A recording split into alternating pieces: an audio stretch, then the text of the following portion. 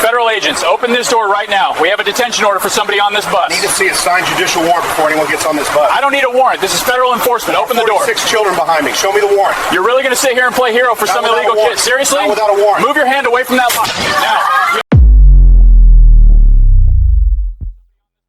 ICE agents in black tactical vests surrounded a school bus at a gas station off Interstate 35 just south of Austin, demanding entry to detain a child on board. The driver refused to open the doors. What followed was 6 minutes of threats, a fist through glass, and a federal prosecution that ended with a revelation no one in that courtroom saw coming. The megaphone cut through the afternoon highway noise without warning.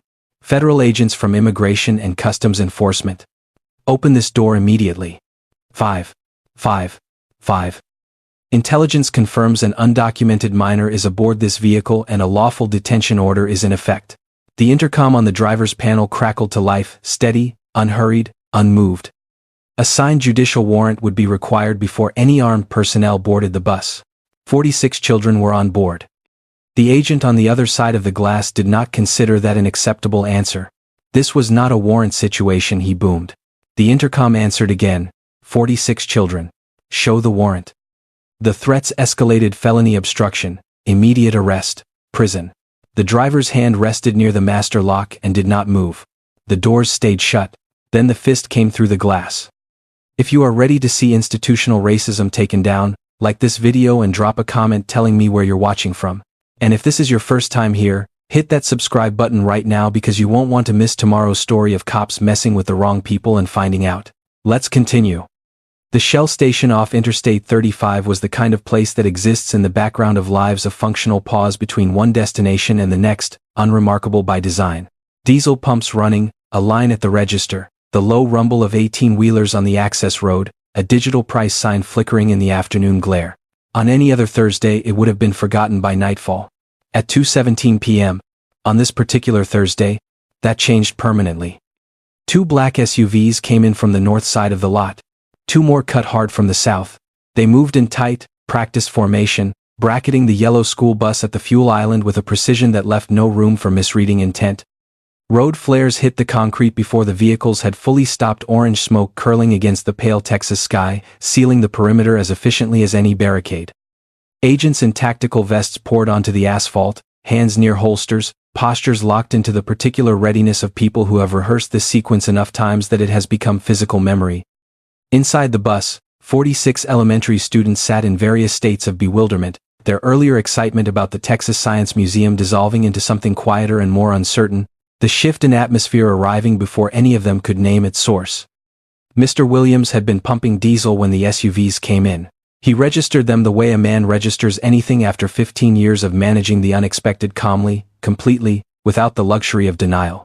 15 years on the same routes had given him a particular stillness, the practiced calm of a man who understood that panic was a contagion and that he was the one person on that bus who could not afford to catch it. He capped the fuel line, climbed back behind the wheel, and assessed what was arranged in front of him with the measured attention of someone whose decisions had always carried the weight of children's lives. The agent who approached the driver's door was broad-shouldered and deliberate in his stride, Agent Brady, 12 years with ICE. Carrying the bearing of a man for whom compliance was the expected outcome of authority rather than something that needed to be earned, brought the megaphone up to a distance where it was entirely unnecessary. The amplified voice rolled across the fuel island and bounced off the surrounding vehicles. Federal agents, Immigration and Customs Enforcement, immediate entry required. A lawful detention order was in effect for a passenger on this vehicle. The driver was to open the door without delay. Mr. Williams pressed the intercom. The response he gave was not a refusal, exactly. It was a requirement, procedural, specific, and delivered without a tremor. A signed judicial warrant would need to be presented before any armed personnel came aboard. There were 46 children in his care, and that fact was not incidental to the conversation. It was the entire conversation. Agent Brady's posture changed in a way that was visible to everyone with a phone already raised.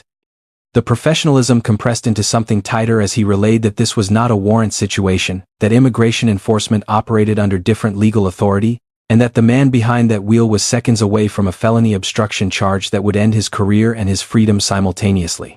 Other agents began moving around the perimeter, methodical at first, then progressively less so, fists hitting the rear emergency door, palms flat against the side windows, voices layering over one another until the noise became a physical presence pressing in from every direction at once. Inside, the children felt it before they understood it. 46 small bodies went still in the particular way that children go still when adult energy shifts into something they cannot interpret but instinctively recognize as dangerous. Backpacks sat unopened in laps. A boy in the 5th row pressed his face toward the window and pulled back from what he saw. Voices began to rise thin and high, searching for reassurance from a source that had not yet spoken loudly enough to reach them through the noise outside. Mr. Williams did not move from his seat. His hand stayed near the master lock. His voice through the intercom did not waver, did not accelerate, did not betray the arithmetic he was running silently. 46 children, 0 warrants, 1 lock between them, and whatever came next. The same answer, again and again, in different configurations of the same calm refusal, produced the warrant, and the conversation could continue. Without it, no one was boarding this bus. His only obligation, stated and restated as though it were a compass bearing he was reading aloud to keep himself oriented, was returning every child in his care to their family. 6 minutes passed that way. The bystanders who had been filling tanks and buying coffee had long since stopped what they were doing, some frozen where they stood, others backing toward the perimeter of the lot, nearly all of them recording. Chaperones inside the bus were on their phones, voices low and urgent. Parents began arriving within minutes, pulling in with hazards blinking, stepping out onto the asphalt, not knowing precisely what they were walking into but having absorbed enough from a brief, fractured phone call to know it was serious enough to leave work immediately. Agent Brady's composure had been degrading in increments that were legible to everyone recording from the lot. The measured authority of the first approach had given way to something raw, jaw tight, color rising steadily in his face, each exchange through the intercom adding another layer of pressure to whatever was building behind his eyes. 12 years in federal law enforcement had not prepared him for the particular experience of being refused, calmly and repeatedly, by a man in a work shirt who showed no sign of breaking. On the 6th minute, the pressure found its exit. He drew his arm back and drove his fist through the driver's side window. The glass had carried a hairline fracture along the lower corner logged by maintenance, not yet scheduled for repair. It did not slow the impact. The window shattered inward in a single explosive burst, and the follow-through of Agent Brady's fist connected with Mr. Williams' jaw with enough force to snap his head hard to the side. Blood crossed the steering wheel in a bright, immediate line. It reached the dashboard. It reached the door panel. It was visible to every phone in the lot and to every child in the rows behind the driver's seat. 46 children screamed. The sound that came out of that bus was not a single voice. It was a wave, collective, primal, the released terror of 4 dozen small people who had spent 6 minutes holding themselves together through something they did not understand and were now holding together nothing at all. It rolled out through the broken window and across the fuel island and into every recording simultaneously, and it would become, within hours, the sound most closely associated with the incident, more than the megaphone, more than the threats, more even than the crack of the glass itself.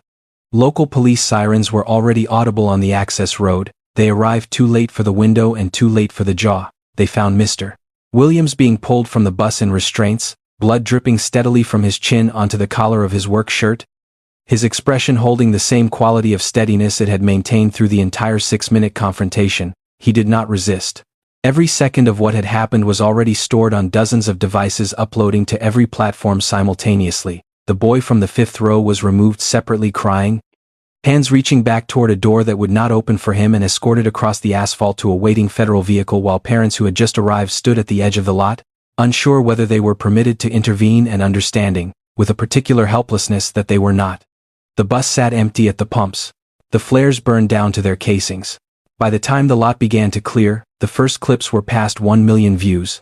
By nightfall the number would be beyond tracking, and the sound of 46 children screaming would be playing on loop in living rooms across the country. The federal courthouse in Austin had not seen a gallery this full in years. Camera crews staked out positions on the marble steps before dawn. Parents from 3 elementary schools formed a line that stretched half a block, many of them wearing matching white shirts. They filed into the gallery with the gravity of people who understood they were present for something consequential and intended to be counted among those who showed up. Mr. Williams sat at the defense table in the same faded blue work shirt he wore every morning on Route 17. The bruising along his jaw had moved through its full spectrum in the weeks since the gas station and settled into a persistent discoloration that the courtroom lighting did nothing to soften. His hands rested flat on the table. His posture carried no performance of either defiance or submission. He simply sat, as he had always sat, waiting for what came next with the patience of a man who had spent 15 years keeping a schedule that began before sunrise. The charges were read in under 3 minutes. Obstruction of federal officers, interference with lawful detention, felony endangerment. Each count arrived with its potential sentence attached, and the cumulative weight of those numbers settled over the gallery like something with physical mass. The prosecution opened without theatrics. They played the footage. The courtroom heard the megaphone, the intercom, the escalating threats, and then the sound that no editing could prepare a room for, the crack of the window, the impact that followed it, and beneath both, rising and filling every corner of the room's acoustics, the screaming of 46 children. Several people in the gallery closed their eyes. The footage ran without interruption. Agent Brady took the stand in full dress uniform, his bearing calibrated for credibility. His account framed the stop as routine, the refusal as the catalyst, his own actions as proportionate responses to an escalating obstruction of federal authority. He used careful language. He reached consistently for the passive voice when proximity to the fist became unavoidable. The public defender, Mr. Lawson, had spent the intervening weeks building a cross-examination that required neither volume nor dramatics, only precision. He took Agent Brady through the morning's events in granular sequence, pausing at each critical point to ask one specific question. Was a judicial warrant in the agent's possession at any point during the stop? Pro-grained. No. Had Mr. Williams made any physical threatening gesture toward any federal officer? No. Had the driver drawn or referenced any weapon during the 6-minute exchange? No. The answer Brady offered when asked whether the children had posed a threat that the driver had been shielding a federal subject was not the question that had been asked, and everyone in the room registered the gap. Defense witnesses built their case through accumulation rather than argument. A mother described her daughter's sleep since the incident, the waking, the crying, the refusal to board any bus, the nightmares about men with vests at a gas station that the child still lacked the vocabulary to fully articulate. The school principal read from Mr. Williams' employment record with the neutral authority of documented fact, 15 years, 0 incidents. Performance evaluations that reached for words like dependable and present in ways that clearly meant something beyond the job description. Then the parents came one after another, each one adding to a portrait that had been assembled in plain sight for a decade and a half without anyone stepping back far enough to see it whole. The blankets kept folded at the back of the bus for children who arrived underdressed. The lunches quietly covered when an account came up short. The afternoon he drove a feverish 7-year-old to the emergency room when no parent could be reached, waited alone in the plastic chair until someone arrived, and returned the next morning without mentioning it. Story after story, unremarkable in individual scale and devastating in collective weight. If this is stirring something in you, type hero in the comments and share it with one parent or teacher who needs to hear it today. Judge Harlan delivered his ruling with the methodical specificity of a man who had chosen each word deliberately. The recklessness of deploying that level of tactical force in a confined commercial space occupied by children. The complete absence of the judicial authorization the driver had correctly and repeatedly demanded. The violence that had resulted from a federal agent's failure to maintain professional restraint when met with lawful resistance. All charges against Mr. Williams were dismissed with prejudice. A full internal review of Agent Brady's conduct was entered into the record. The gallery responded before the gavel came down. In the noise that followed, Mr. Williams stood. He did not turn toward the crowd or raise his hands. He reached into the inside pocket of his work shirt and removed something small, folded, and clearly very old, a newspaper clipping with edges worn soft from years of handling. The paper yellowed to the color of old bone. He carried it to the judge's bench and placed it down without a word. Judge Harlan unfolded it slowly. The courtroom quieted in sections as people closest to the bench noticed his expression beginning to change. The headline was legible from the front rows: Local Hero Saves 14 Children from Gas Station Inferno. The photograph beneath it showed a younger man, face darkened with soot, shirt burned at one shoulder, carrying a small, terrified boy through a wall of smoke. The station behind them was identifiable by its signage, its pump configuration, its exact position relative to the interstate access road. It was the same Shell station off I-35. Judge Harlan's hands went very still. Recognition does not always arrive with ceremony. Sometimes it moves across a face in complete silence, a private collision between a present moment and a buried one, too sudden and too total for any managed response. The controlled authority Judge Harlan had maintained through 3 weeks of testimony dissolved in the space of a few seconds, replaced by something unguarded and entirely human. He had been 10 years old. The fire had moved faster than anyone expected, cutting off the rear exit, and there had been a moment he would carry the rest of his life. Smoke becoming a ceiling, pressing down. Heat becoming a sound as much as a sensation, the particular terror of a child who understands that no one is coming. And then there had been arms. Strong and certain, belonging to someone who did not slow at the threshold of the smoke but moved through it toward the danger without hesitation, and lifted him and carried him out into the open air. He had never learned the name of that man. The chaos of the aftermath had swallowed the particulars, the ambulances, the parents, the smoke still rising from the pumps. He had spent 25 years carrying the general shape of a debt that had no address. The man standing before him in a faded blue work shirt was the same man in the photograph. What followed was not the polished applause of a formal occasion. It was the sound of a room full of people who had just witnessed the closing of a circle so complete that it felt almost too deliberate to have been accidental, the particular, rare silence before a wave breaks. And then the wave itself. People stood on chairs. Court officers who had spent entire careers maintaining composure in this room made no attempt to maintain it. The sound moved through the building and out the main doors and down the marble steps, and the crowd watching on a live stream outside picked it up and carried it into the open air above Congress Avenue. By the time Mr. Williams reached his car, the combined view count had crossed 200 million. 3 weeks later he stood in the East Room of the White House in the same blue work shirt. He shook the president's hand, accepted the Presidential Citizen's Medal with the same brief nod he gave children who thanked him for waiting those extra 2 minutes, and offered a statement short enough to fit on half a note card thanking the families of Route 17, acknowledging the children who had been in his care that afternoon at the fuel island, and nothing more.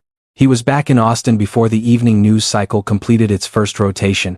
Monday morning arrived at 5:30 the way it always did. Pre-trip inspection, same sequence, same attention. The difference was the other drivers, the ones who had called him the ghost for years, not unkindly but accurately. That morning they were waiting. No formal line, just one hand extending and then another until the gesture had moved through the group and settled back into the ordinary sounds of the depot starting its day. Parents stood at curbs with thermoses and handwritten cards. The children boarded more slowly, making eye contact, saying good morning without being prompted. A girl in the second grade handed him a folded piece of drawing paper, a yellow school bus in crayon with a red cape flowing from its rear bumper and a figure at the wheel in a blue shirt.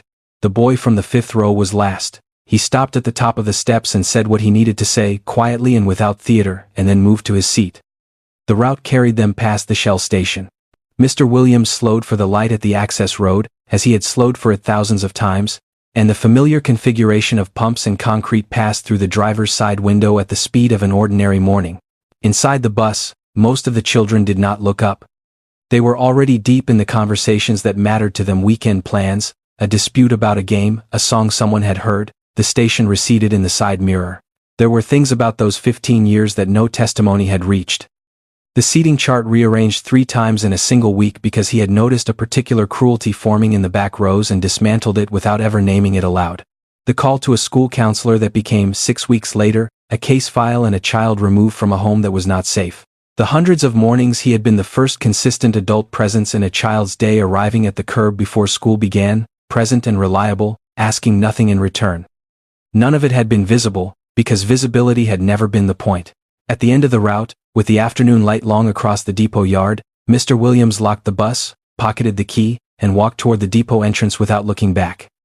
He had never needed to. The route would be there in the morning, same streets, same stops, same children at the same curbs with their backpacks and their ordinary, irreplaceable mornings.